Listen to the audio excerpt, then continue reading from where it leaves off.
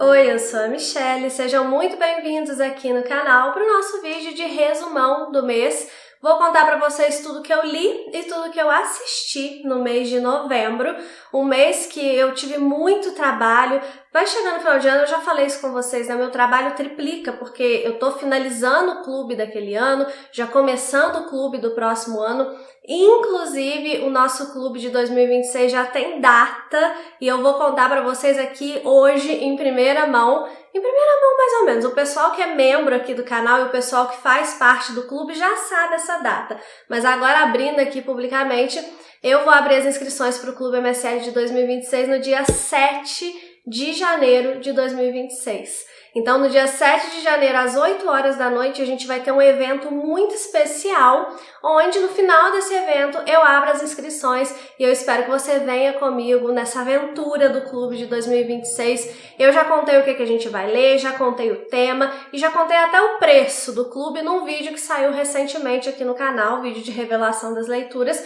Vou deixar esse vídeo linkado aqui, se você ainda não assistiu, vai lá assistir, para você já ter essas informações iniciais aí do clube, para você já ir se preparando para participar. Mas no dia 7 vai ter outras informações aí, tem umas surpresinhas que eu preparei para esse evento, então eu conto com a sua presença no dia 7 de janeiro, tá bom?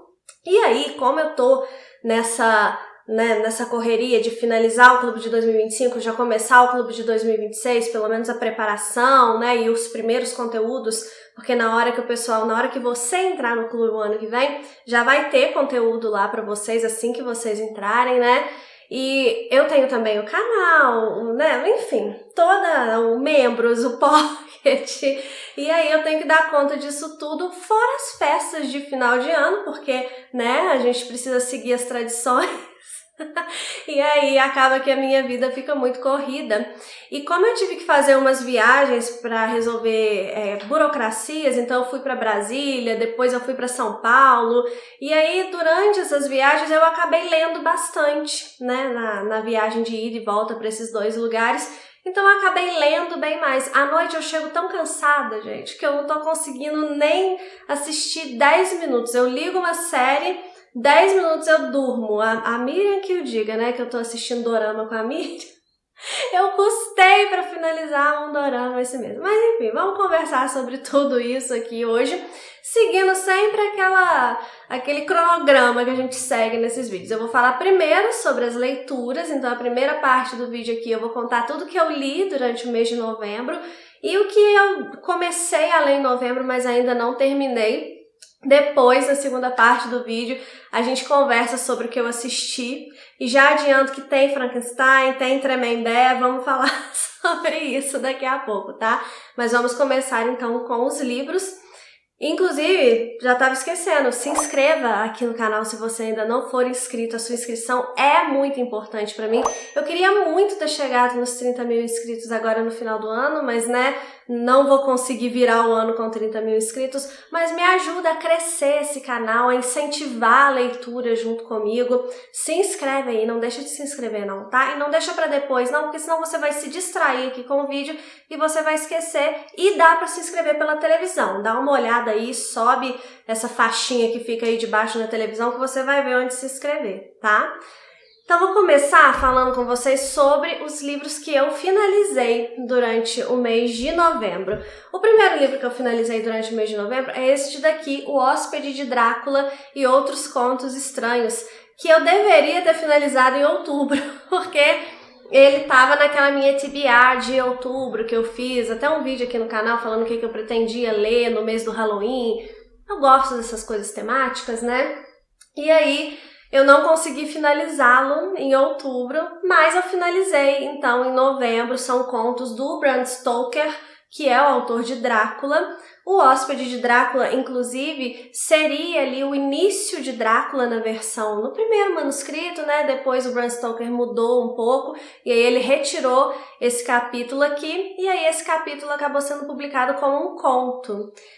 Faz sentido se você não leu Drácula, você vai compreender o conto, mas se você leu Drácula, vai ser ainda mais legal esse conto aqui para você. Mas além desse, ainda tem outros contos aqui, eu nem me lembro quantos, mas tem bastante. Deixa eu ver aqui Quantos contos tem nessa coletânea? Peraí. São 9 contos.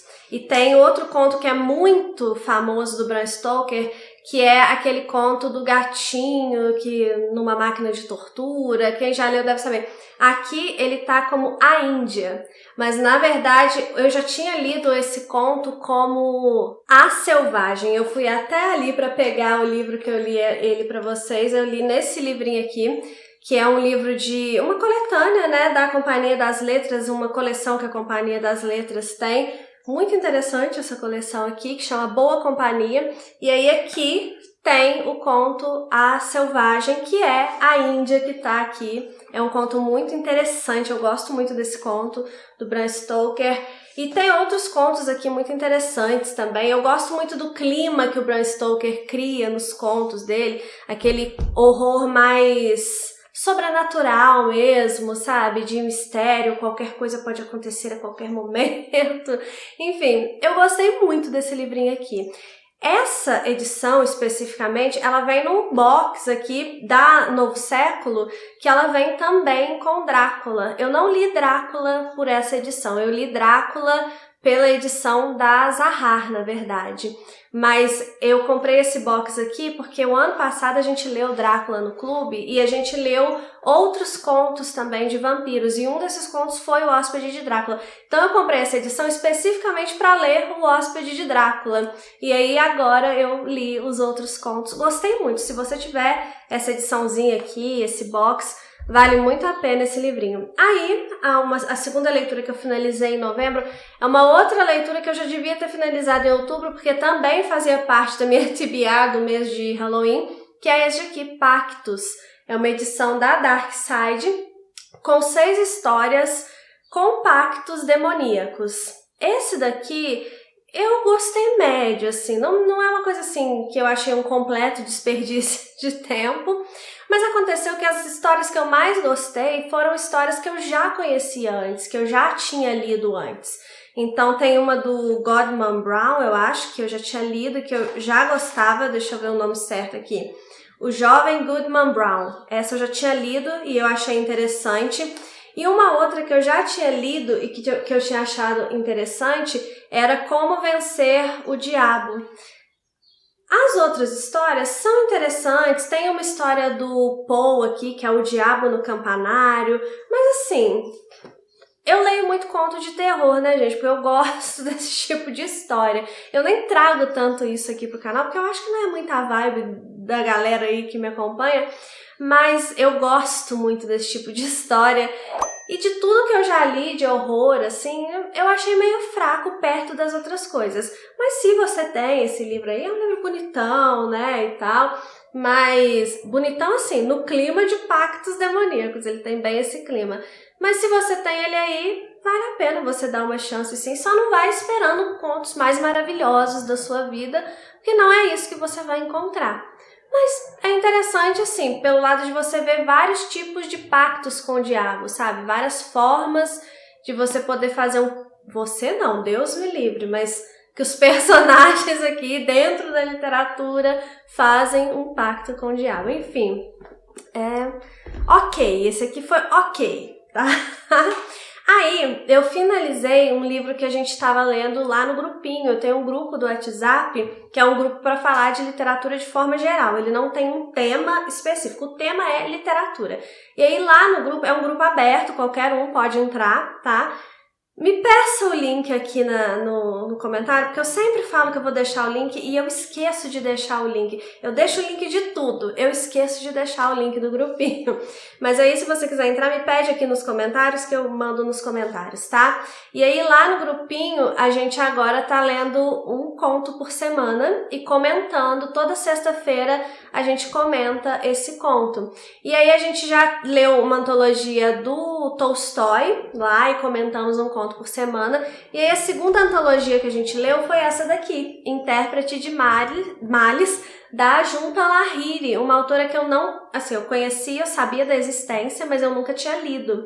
E aí li junto com o pessoal lá do grupinho, e foi uma grata surpresa, uma gratíssima surpresa. Eu quero ler outras coisas da Jhumpa, quero ler algum romance da Jhumpa, porque eu gostei muito da escrita dela. Eu acho que ela comunica muito bem o tema que ela quer passar, sabe? E aqui tem histórias de pessoas... Eu acho que tudo aqui gira sobre o não pertencimento, sabe? Ou sobre a vontade de pertencer, o desejo de encontrar um lugar para si no mundo. Eu acho que de forma geral todos os contos falam sobre isso, só que cada um de uma forma muito diferente. Eles são ambientados de formas diferentes, os assuntos aqui, né, o que acontece em cada conto é diferente, só que todos eles são permeados por esse tema do não pertencimento. E a Jhumpa é uma autora indiana, né? E aí normalmente ela escreve sobre pessoas que estão fora do seu país, pelo menos aqui nessa coletânea. E a forma como ela aborda esse assunto, a forma como ela constrói esses contos, eu gostei muito, achei muito bom mesmo. O texto é muito fluido, enfim, como eu falei, foi uma gratíssima surpresa. E aí nós lemos todos os contos dessa coletânea lá no grupinho e comentamos um por semana. E aí finalizamos então essa coletânea aqui em novembro.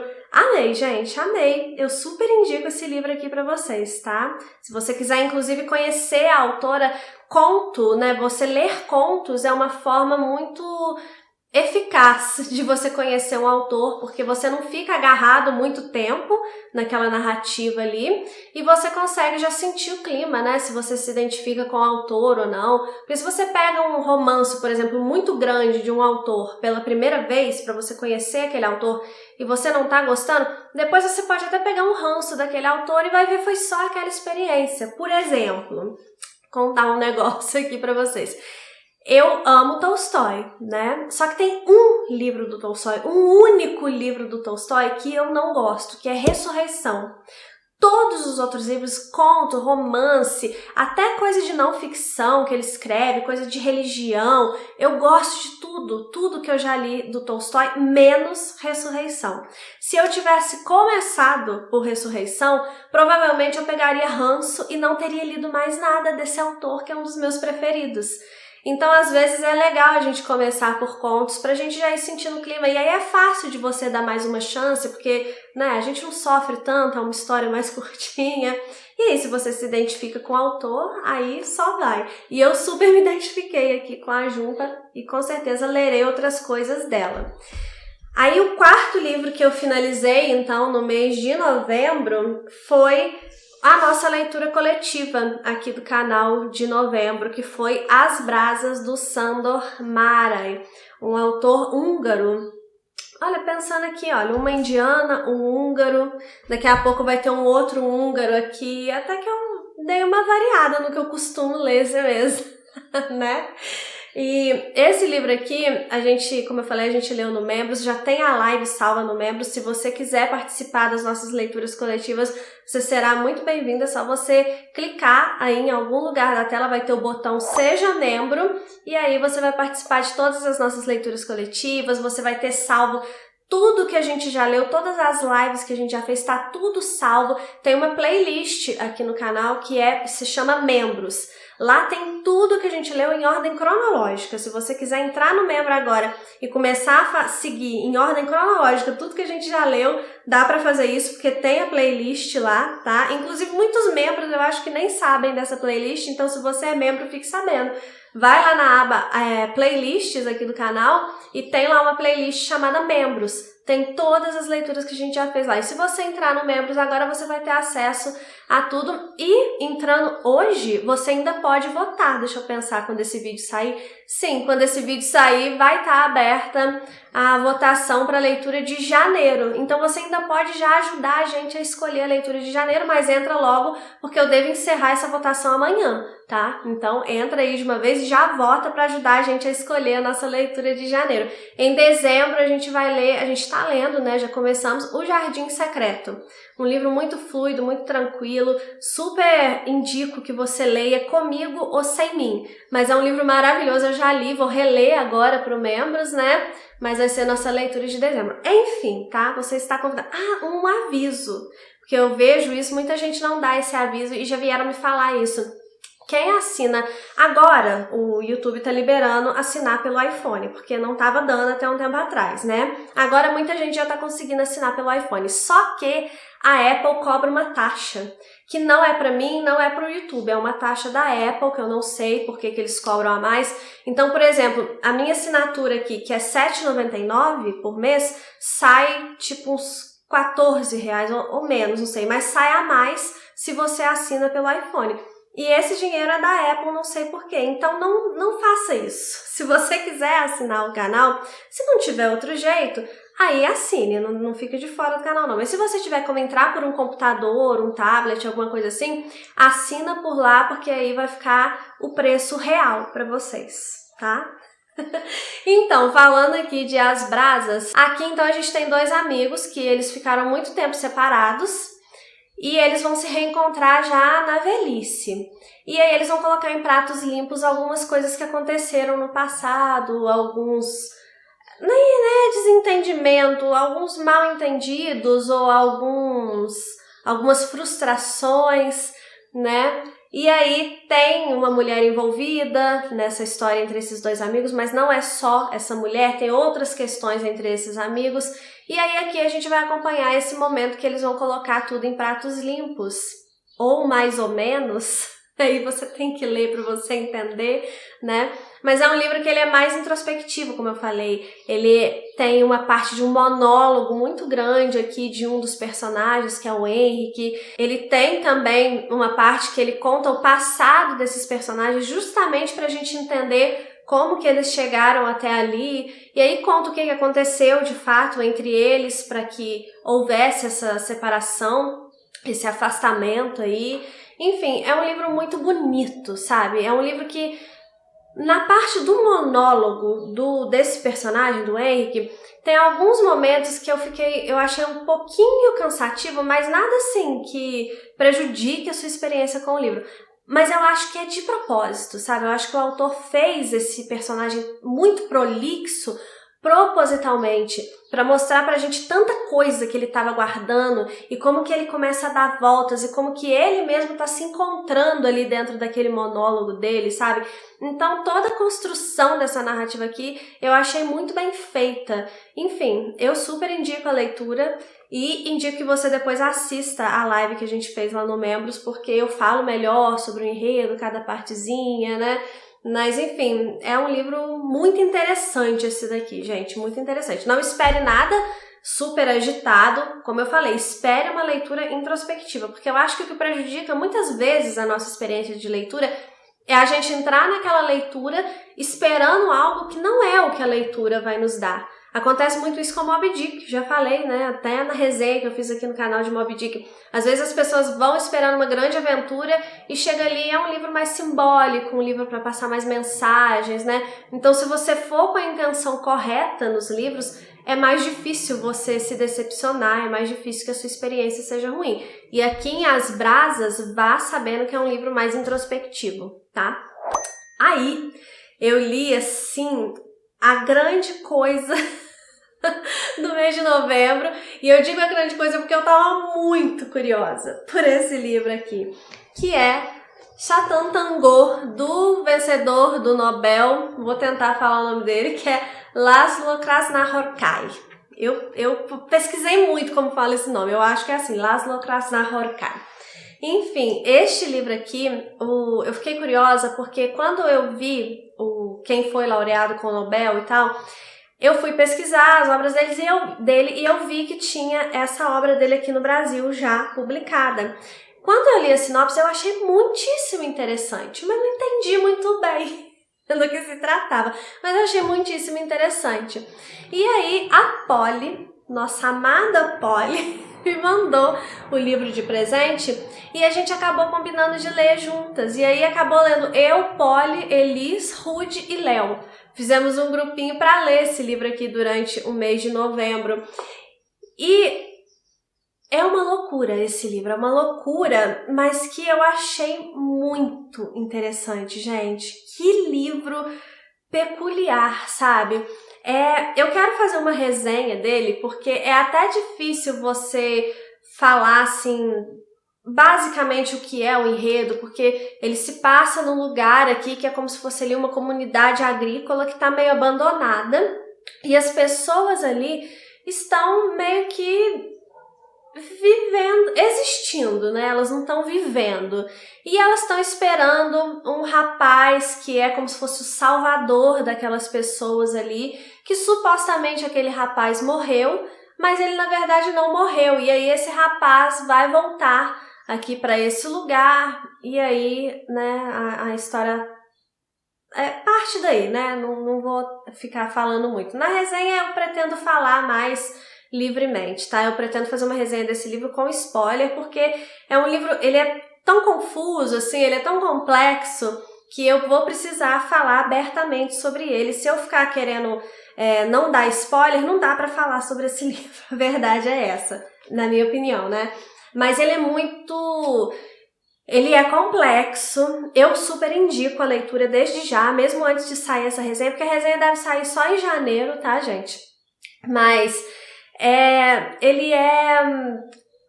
você demora um pouco para entrar na narrativa, porque uma coisa que eu pensei quando eu tava lendo é que, assim, sabe quando aquela sua tia vai na sua casa e começa a te contar uma história de pessoas que você nunca ouviu falar e ela conta e ela começa a história da metade e é como se você conhecesse aquelas pessoas, então você fica meio perdido no que ela tá te falando, sobre quem que ela tá falando e você fica só assim, é mesmo?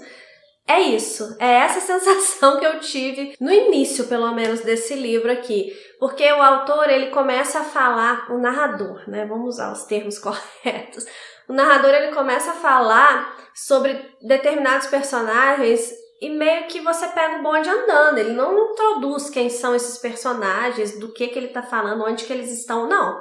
Ele simplesmente começa numa cena que tem uma mulher traindo o marido com um outro cara ali do lugar, e aí já começa o negócio todo, e ele começa falando dos personagens como se você já conhecesse esses personagens, e aí no capítulo seguinte, ele fala de outros personagens, e aí você fica, mas gente, qual que é a ligação? E você subentende que as pessoas estão ali no mesmo lugar, e eu fiquei esperando assim, não, isso aqui deve ser, ele tá mostrando então os personagens, depois ele vai juntar tudo. E realmente é isso que ele acaba fazendo. Então, vai seguindo o fluxo aqui da narrativa, tá?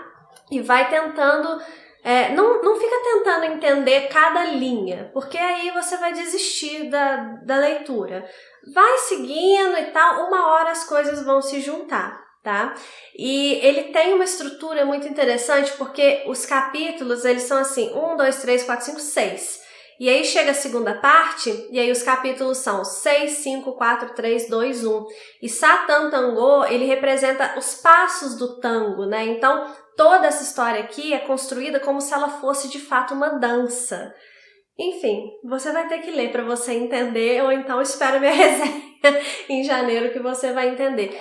É surpreendente, gente, é um livro surpreendente, foi o livro que mais me surpreendeu esse ano e provavelmente nada vai bater esse livro. Não foi o meu livro preferido, já adianto isso pra vocês. Eu vou fazer a lista de livros preferidos, vai ser o primeiro vídeo de 2026. Esse daqui não é o livro preferido, mas com certeza é o que mais me surpreendeu. E eu fiquei muito feliz de ter conseguido finalizar e entender o livro, né? Porque tem isso também.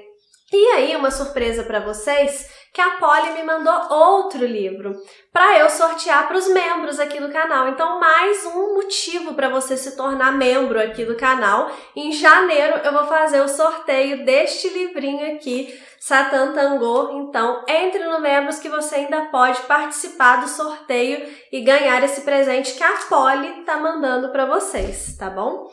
Aí, por final, né, o último livro que eu finalizei no mês de novembro é a nossa leitura coletiva, o livro de Nárnia da nossa leitura coletiva, que foi o livro de novembro, que é O Cavalo e Seu Menino.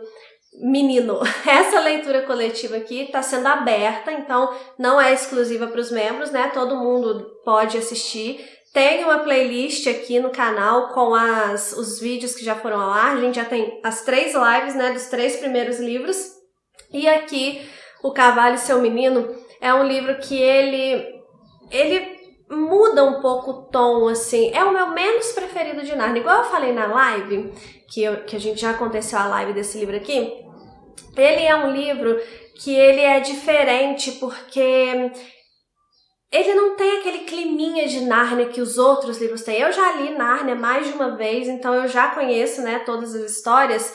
Então eu sei que este daqui ele foge um pouco daquele clima que a gente tem nas outras histórias, porque mesmo as histórias que não são de fato ambientadas em Nárnia, elas têm os elementos de Nárnia muito presentes. E aqui eu sinto que os elementos de Nárnia, eles entram só no final da história. Então, isso é uma coisa que faz ele ser o meu menos preferido, sabe? É como se você estivesse lendo uma história extra dentro de uma série, como se ele fosse extra dentro da série de Nárnia, sabe? É meio que essa sensação que eu tenho.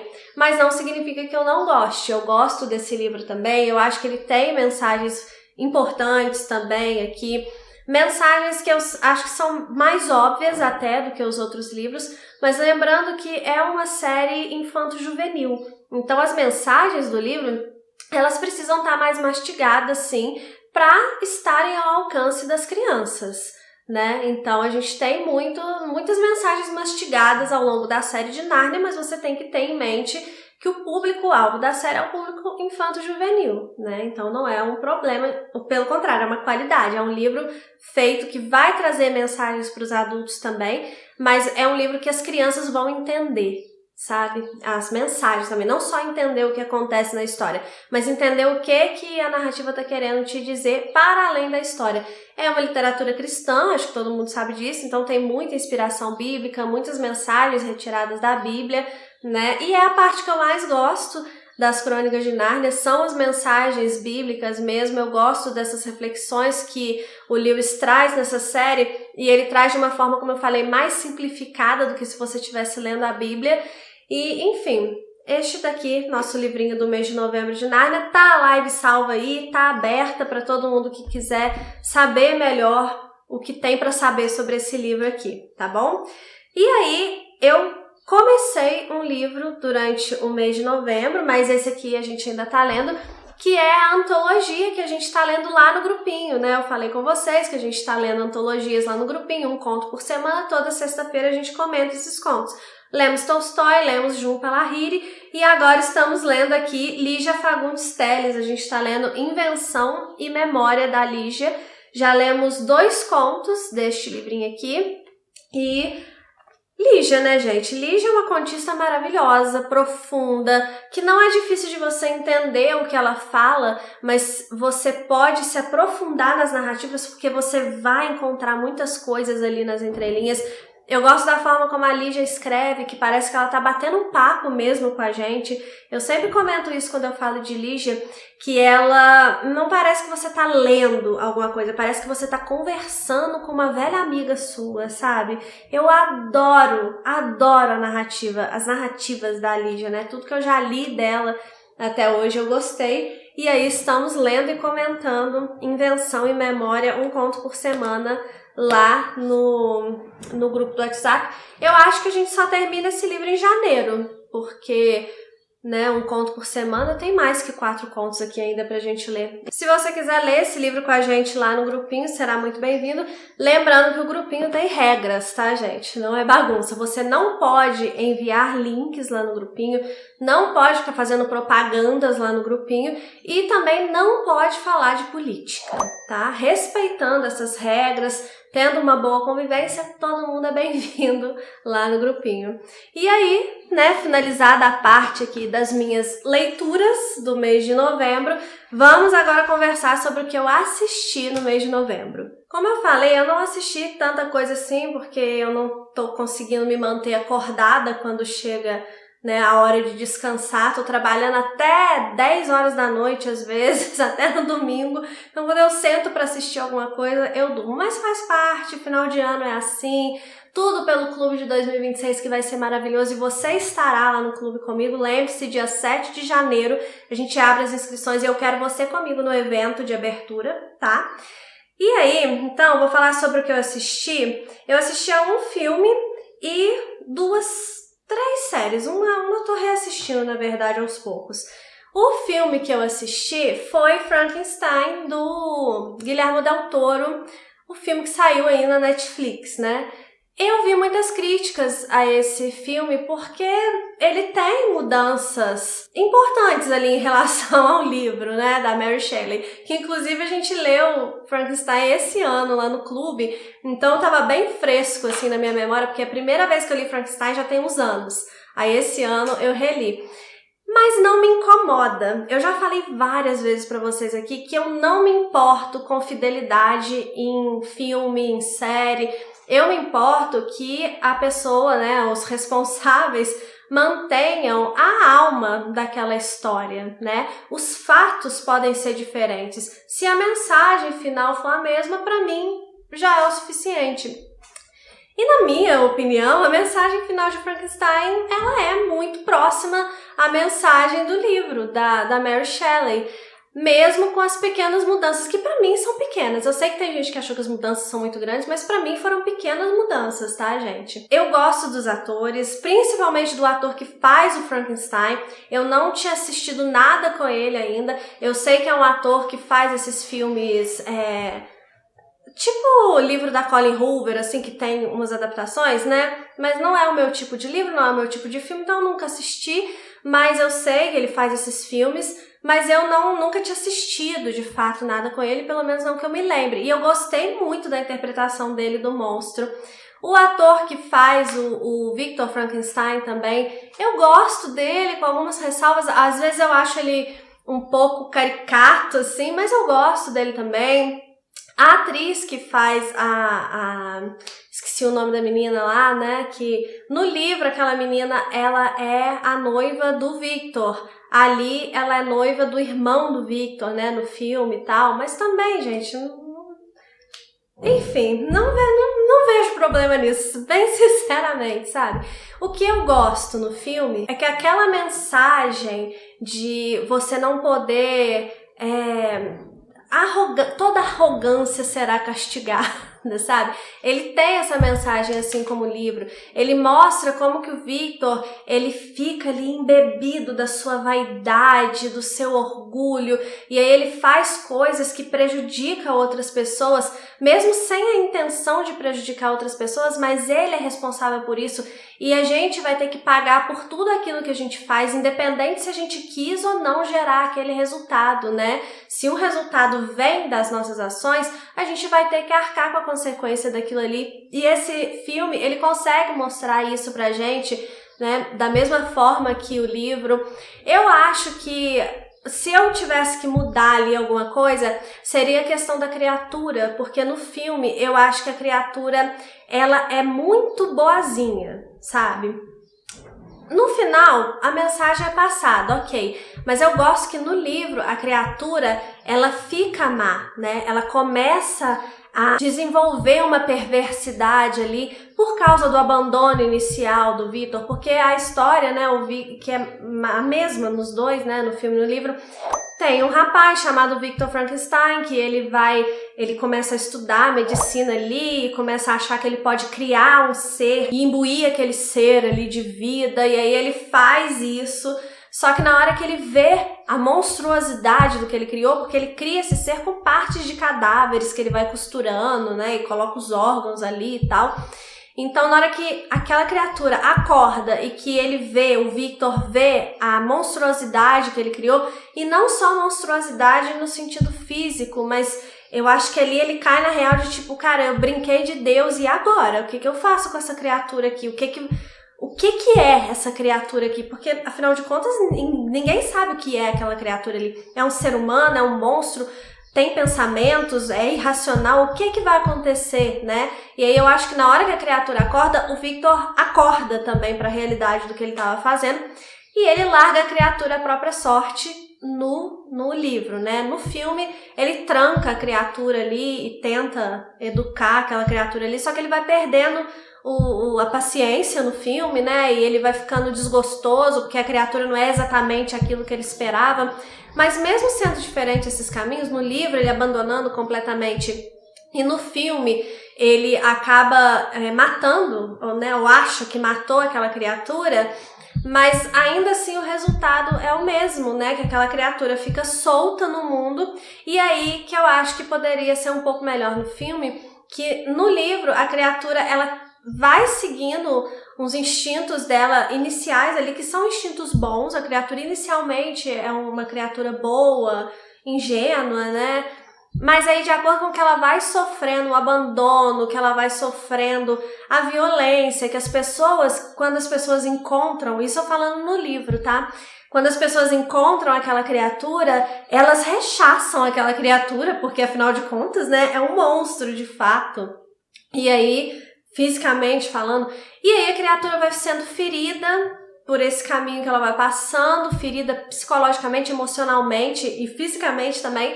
E aí ela vai se corrompendo e ela de fato se transforma num monstro e ela mata pessoas, mata criança, né? Então ela se transforma num ser ruim por causa desse caminho que ela vai trilhando aí nessa breve vida dele. Breve sim, né? Que a gente acompanha.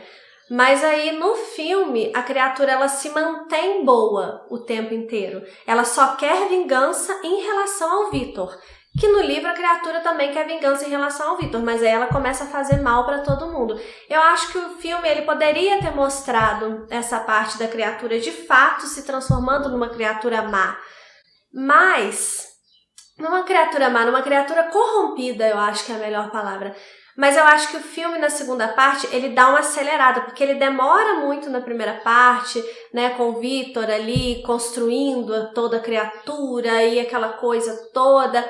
E aí, quando chega essa segunda parte da criatura solta no mundo, eles dão uma corrida nessa segunda parte. Mas assim, lá no filme tem até a parte do monólogo da criatura, porque no livro tem essa parte que eu gosto muito, que é quando o Victor finalmente reencontra a criatura, e aí ela vai contar pra ele o que ela fez até ali, né? Porque tem um momento que eles passam separados, então a gente sabe o que tá acontecendo com o Victor, a criatura sumiu, coisas estranhas começam a acontecer, pessoas começam a morrer e a gente imagina que é a criatura, mas aí só depois que a gente encontra de fato a criatura e que ela vai contar pra gente o que aconteceu. No filme tem isso também, a gente vê o Victor, o que tá acontecendo com o Victor, depois ele reencontra a criatura e aí a criatura vai contar pra gente, pra gente, pro Victor, pra todo mundo, né, o que aconteceu. Então até essa estrutura assim do livro, o filme manteve, mas enfim, eu gostei, gente. Eu não achei uma coisa tão horrível igual muita gente achou, que desvirtuou. Não achei que desvirtuou. Se você acha que desvirtuou, inclusive, de verdade, me fala aqui nos comentários. Por quê? Porque talvez faltou eu enxergar alguma coisa, né? Porque, enfim, eu gostei do filme, tá, gente? Frankenstein do Del Toro não é o filme mais perfeito no mundo.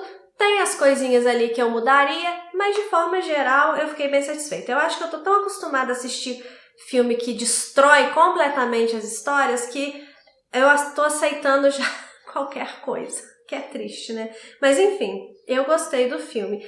Aí depois eu assisti a série Tremembé. Eu fui no hype. O que eu consegui assistir esse mês, eu fui no hype. O hype do Frankenstein, eu assisti. Aí começou o hype de Tremembé, eu assisti Tremembé, né? E aí também outra opinião que vai ser um pouco diferente de muitos de vocês. Porque assim como eu gostei de Frankenstein, eu sei que muitos de vocês não gostaram, eu gostei de Tremembé. E eu sei que muitos de vocês não gostaram. Mas é porque eu não enxerguei Tremembé. Eu assisti muito vídeo. Eu peguei... Depois que eu assisti Tremembé, gente, eu entrei num hiperfoco com Tremembé, que foi uma coisa horrível, porque eu só assistia entrevistas de Tremembé e tudo de Tremembé eu fui assistir no YouTube, né? Que foi basicamente o que eu assisti durante o mês. E aí eu vi muita gente, muitas opiniões diferentes e muita gente achando que a série ela romantiza os criminosos. Na verdade, o sentimento que me passou, e eu até concordo, tá, com alguns pontos que as pessoas levantaram dessa questão de romantização, depois pensando melhor, mas na hora que eu tava assistindo a série, o que me passou foi uma revolta, e eu entendi que a série queria gerar essa revolta da gente pensar assim, não existe justiça nesse país. Eu acho que é isso, é para causar essa revolta para que a gente não admita esse tipo de coisa, não admita que criminosos vivam daquele jeito que a série mostra ali na cadeia. Eu sei que aquilo ali é uma cadeia diferente, né? Eles estavam ali num regime que não é um regime fechado.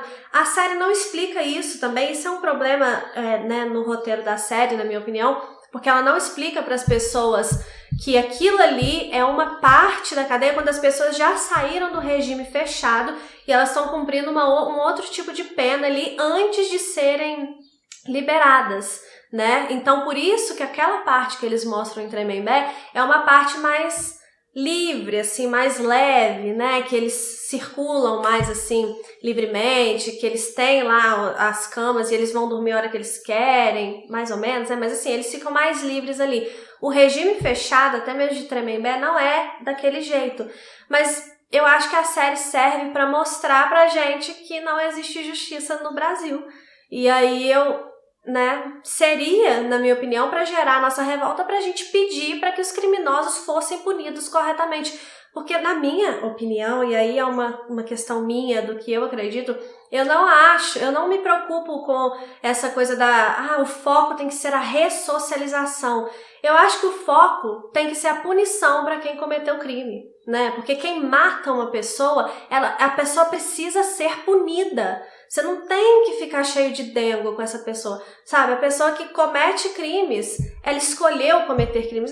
Porque o mundo é injusto, porque o lugar que ela nasceu, ela escolheu cometer crimes. Tem pessoas na mesma situação que ela que não escolhe esse caminho. Então existe uma escolha. Por mais cruel que seja, sempre existe uma escolha, né? E a escolha de cometer crimes é uma escolha que deve ser punida, na minha opinião, tá, gente? Aí vocês podem discordar, né? Cada um com a sua opinião. Eu respeito a opinião de vocês respeitam a minha e fica tudo bem. Então, pra mim, talvez porque eu tenho essa opinião, quando eu vi a série, eu pensei, poxa, isso daqui é pra esfregar na nossa cara a bagunça que a gente vive nesse país, nessa questão de sistema penitenciário e justiça e leis. E aqui eu não tô falando das pessoas que trabalham nesses lugares, tá, gente? Porque as pessoas que trabalham nesses lugares, elas só cumprem o que elas têm que cumprir, né? As ordens, a lei, enfim.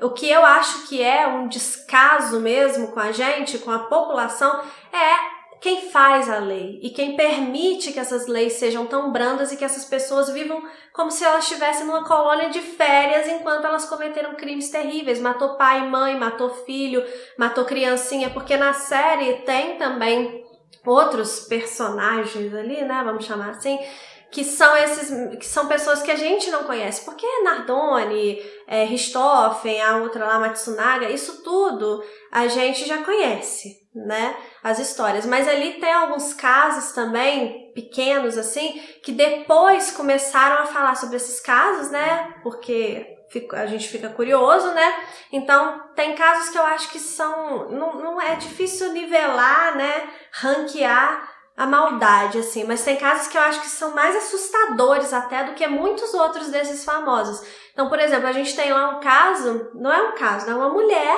que a gente vai acompanhando e no final, eu acho que no último episódio que a série fala o que ela fez. E ela parece muito tranquilinha, assim, nos 4 episódios e tal. A gente já imagina, né? Tá presa porque fez alguma coisa, mas a gente não imagina a gravidade do que ela fez. E o que ela fez foi... Como é que eu vou falar isso aqui, né, no YouTube? Ela entregou as irmãzinhas gêmeas dela de 3 anos, 3 anos, para o marido e o amante abusarem dessas meninas e ela filmava e colocava num site de pedo. E o negócio foi tão absurdo que os próprios usuários desse site, que também são criminosos, denunciaram ela. Então, tipo assim, isso pra mim foi um sinal de que a série realmente queria esfregar na nossa cara como que a gente é feito de palhaço, sabe? As pessoas de bem, né? O cidadão de bem, porque as pessoas usam esse termo cidadão de bem como se fosse uma chacota. Mas não, o certo é você ser cidadão de bem mesmo, né? Mas as pessoas honestas, decentes, são feitas de palhaço nesse país, porque... E pra mim a série deixa isso claro, que a intenção dela é mostrar isso pra gente, pra que a gente, né, faça alguma coisa, porque a série toda a gente vê aquela moça, tal, aquela coisa, e no final a série joga na nossa cara. Tá vendo essa menina? Olha o que ela fez. Então, pra mim, é uma série mais de denúncia. Tudo bem, ela foca muito nos relacionamentos amorosos, né, e tal, mas eu acho que justamente é pra mostrar pra gente que não está acontecendo uma punição ali, sabe? As pessoas, aqueles criminosos, se bobear, eles estão vivendo muito melhor. Se bobear, não. Eu tenho certeza que eles estão vivendo muito melhor. Estavam, porque todo mundo já saiu também, né? Todo mundo que estava ali já saiu. Mas estavam vivendo muito melhor do que as vítimas, né? Que ou estão mortas, ou os parentes das vítimas que estão chorando seus mortos e vão chorar para sempre, né? E essas pessoas todas já estão aí, ó. Suzane Richthofen já teve filho, né? Construindo uma família. Enfim, eu gostei da série por esse lado. Teve duas coisas só que me incomodaram um pouco, que aí eu concordo com as críticas de tentar romantizar um pouco a situação do Daniel Cravinhos e a situação da Elise Matsunaga. Os dois eu acho sim que a série tentou dar uma romantizada. O Daniel Cravinhos é sabido que depois que ele foi preso, ele tentou, né, acabar com a própria vida e tal. Mas assim, gente, eu vou ficar com dó? Não vou ficar com dó, porque o cara matou o outro lá a paulada, né, com pauladas na cabeça. Então assim, não vou ficar com dó. A outra lá, a Matsunaga, né, porque ela era abusada e tal. Até certo ponto, eu compreendo o argumento das pessoas favorável a Elise Matsunaga, mas eu não compreendo essa coisa de achar que ela é inocente, que ela deveria ter feito o que ela fez, porque assim, tem outras soluções, a não ser matar o seu marido abusador, né? A não ser que seja no momento ali de fato legítima defesa, que ele veio pra cima de você e na hora ali aconteceu, né? E você precisou acabar com a vida dele pra ele não acabar com a sua. Tudo bem, mas não foi o que aconteceu, né? No caso dela, a gente sabe que foi um negócio mais planejado. Ela ainda depois, né? Eu não sei se eu posso ficar falando essas coisas aqui no YouTube, mas enfim, ela partiu, né? O marido dela, botou em mala, aquela coisa toda, fingiu que era ele durante dias. Então, assim, não é uma santinha coitadinha que tava sendo abusada pelo marido e que aí. Não é isso a situação dela, sabe? Então, ela poderia ter separado, ela poderia ter fugido. Mas tinha filha. Gente, não acho que seja essa santa toda. Acho que tem coisas piores lá, por exemplo, a própria Suzane, os próprios Nardoni, tudo bem. Mas eu não acho que tem que ficar endeusando a Elise Matsunaga também. Eu acho que a série, ela dá uma romantizada na Elise Matsunaga também. Mas enfim, isso é uma coisa que eu acho que vem até do Ulisses, porque o livro ele é inspirado em alguns livros que o Ulysses Campbell escreveu, que não é o livro Tremembé, tá, gente? O livro Tremembé eu acho que vai ser agora a segunda temporada, porque parece que vai ter a segunda temporada. Mas essa primeira temporada, na verdade, ela é inspirada nos livros da Suzane e da Elise, que o Ulisses escreveu. E o Ulisses, eu acompanho muito o Ulisses, porque eu gosto desses canais de true crime, e aí eu sempre vejo que ele dá uma amenizada pra Elise, sabe? Então eu acho que isso pode ter vindo dele e tal, mas é uma coisa que me incomodou, né? A romantizada da Elise e do Daniel Cravinhos. Mas de resto, eu gostei, achei que aquela coisa, eu vi muita gente reclamando também das músicas, né, que eles colocam, que parece tudo uma grande festa. Mais uma coisa que eu achei que foi proposital para mostrar o esculacho que é a justiça brasileira. As músicas, elas vêm para coroar isso, tipo assim, para você pensar, é tão contraditório, sabe? Porque você tá vendo uma série de pessoas que cometeram crimes horríveis, que estão presas, deveriam estar sendo punidas por aquilo ali que elas fizeram, porque como eu falei, eu sou do lado da punição, mas aí elas estão aproveitando a vida doidada ali dentro, e a trilha sonora ainda é uma trilha assim, bem bagaceira mesmo, e eu acho que é de propósito ser bagaceiro, mais uma vez para mostrar como que nós somos feitos de palhaços. Então, né, porque eu tive essa interpretação da série, eu acabei gostando. Mas enfim. Aí, depois eu assisti com muito custo uma série coreana que eu assisti com a Miriam, porque eu colocava um episódio, foi isso que eu falei, né, porque tanto Tremembé quanto o Frankenstein, eu assisti mais no início do mês. E aí foi passando o mês, o trabalho foi aumentando, e aí eu colocava a série coreana que eu assisti pra assistir, eu assistia 10 minutos, parava. Então eu custei a finalizar a série, a coitada da Miriam teve que ficar me esperando, que foi Buried Hearts.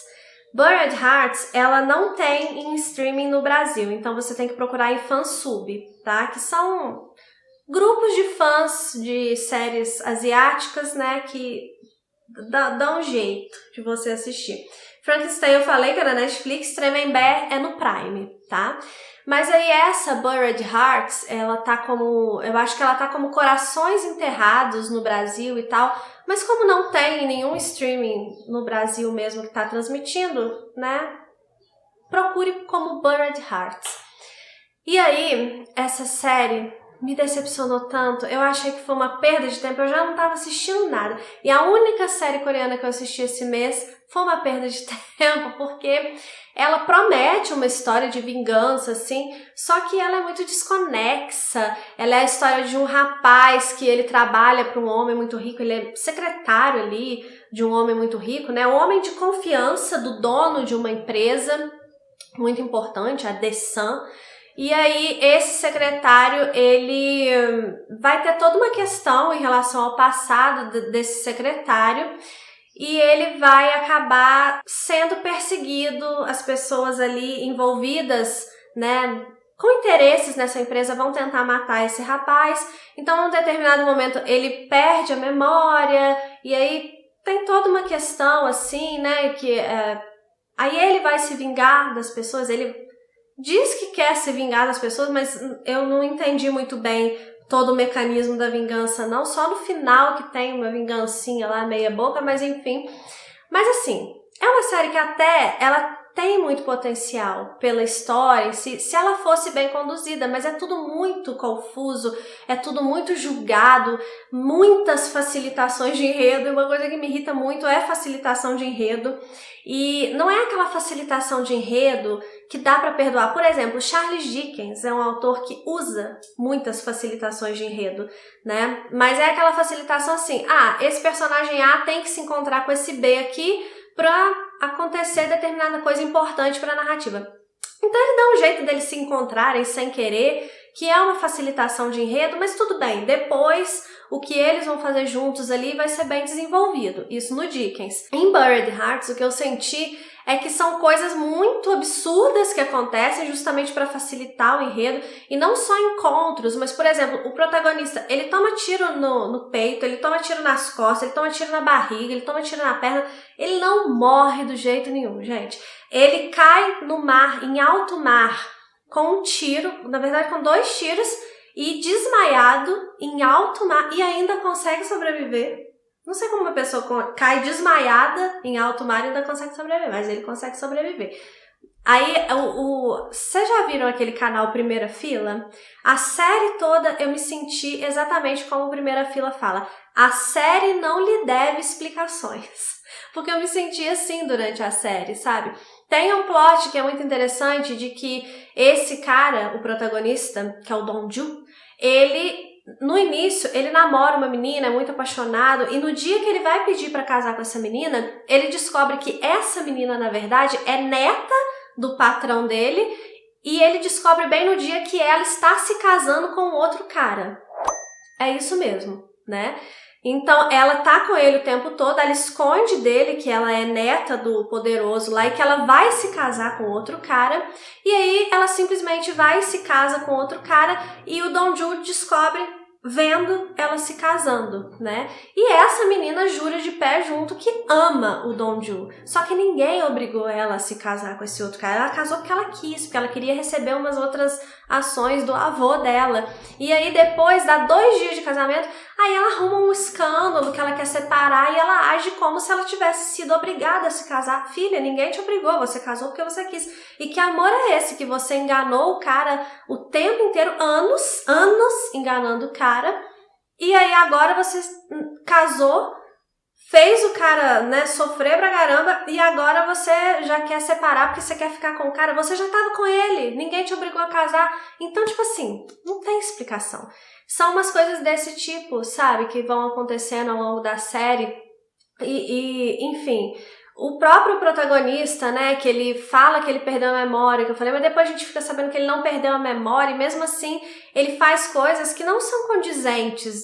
Já que ele estava lembrando, tem coisas que acontecem na época que a gente acha que ele está sem memória, que depois que a gente sabe que ele tinha memória assim, você pensa, então não faz sentido. Sabe, umas coisas assim. Tem uma questão do passado dele, que ele descobre uma foto que tá a mãe dele, o suposto pai dele, porque ainda tem isso, uma questão com o pai dele. E aí fica aquela coisa em torno daquela foto, aquele mistério, e uma outra mulher, filha desse homem poderoso, tem um segredo escondido, que ela tem uma relação meio estranha com a governanta da casa, e você fica pensando que relação estranha é essa, e aí de um episódio para o outro eles simplesmente esquecem a foto. É isso, a série não lhe dava explicações, eu me senti assim o tempo inteiro. O final é horrível, de péssimo gosto, dá a entender ali que o Dong-ju acaba com a própria vida, só que faz de uma forma romantizada, que fica até poético. Eu fiquei, que isso? Como assim que você romantiza? Enfim, gente, uma perda de tempo. Buried Hearts, não assistam. E aí eu também tô assistindo Vincenzo, que é a minha série, meu dorama preferido, né? E eu tô reassistindo, mas aí eu tô assistindo bem aos poucos, quando dá eu assisto um episódio, e eu tô confirmando que é o meu dorama preferido, acho muito divertida a história de Vincenzo, mas enfim, já falei sobre Vincenzo aqui, quando eu assisti pela primeira vez, eu contei pra vocês, é a história de um rapaz que ele nasceu na Coreia, só que ele foi adotado por um casal italiano, então ele cresceu na Itália e ele acabou entrando na máfia italiana. Só que acontece uma coisa ali no início da história, que o chefe dele é assassinado, e aí ele acaba tendo que ir fugido para a Coreia para pegar um ouro que um outro cara escondeu ali debaixo de um prédio. Só que esse cara já morreu e aí precisa da íris do cara que já morreu para abrir o lugar, porque se eles tentarem abrir na marretada, o prédio todo vai cair por causa do sistema de segurança lá. Então, enquanto o Vincenzo tá ali na Coreia tentando arrumar um jeito de tirar aquele ouro dali escondido, porque ninguém inicialmente sabe que o ouro tá ali, ele começa a interagir com as pessoas daquele prédio, que é um prédio que tem apartamentos, mas também tem comércio. Então ele começa a interagir com o grupo que tem comércio ali naquele prédio, conhece um advogado que tem uma firma de advocacia ali naquele prédio, e aí ele começa a fazer amizade com essa galera e de repente ele está envolvido numa briga de uma farmacêutica muito importante lá na Coreia que quer esse prédio para eles, só que o Vincenzo ele precisa manter aquele prédio porque ele tem que dar um jeito de tirar o ouro, e aí começa uma briga com essa farmacêutica que vai escalando e aí coisas vão acontecendo. É uma série que ela tem muito humor, ela tem muita ação, ela tem essa coisa de vingança, porque vai ter um determinado momento que vão fazer uma coisa com o Vincenzo, que aí ele vai pra cima mesmo, e a vingança do Vincenzo, gente, é maravilhosa, aquilo que é uma vingança. Mas ele sempre deixa muito claro, né, que ele não é um herói, ele é um anti-herói. Então ele usa as armas de um anti-herói, porque quando a gente tem um personagem que ele é um herói, tem determinadas coisas que ele não pode fazer, ele tem determinados limites, né, morais mesmo. O Vincenzo, como ele é um anti-herói, ele não tem esses limites morais. Então ele acaba, extrapolando da mesma forma que os criminosos extrapolam com ele também. Então é muito interessante. Tem um pouquinho de romance também, mas bem pouco, o que pra mim já tá o suficiente, porque eu gosto mais da ação e das tramas e da vingança e daquela coisa toda. Então eu gosto muito e tô reassistindo agora e tendo certeza que é minha série preferida. Tô gostando muito mais uma vez. Enfim, foi isso que eu li, foi isso que eu assisti durante o mês de novembro. Me conta aqui nos comentários também o que você leu e o que você assistiu, tá? Eu sempre gosto de saber. E lembre-se que no dia 7 de janeiro a gente vai abrir as inscrições para o Clube MSL e eu te espero aqui para um evento muito especial.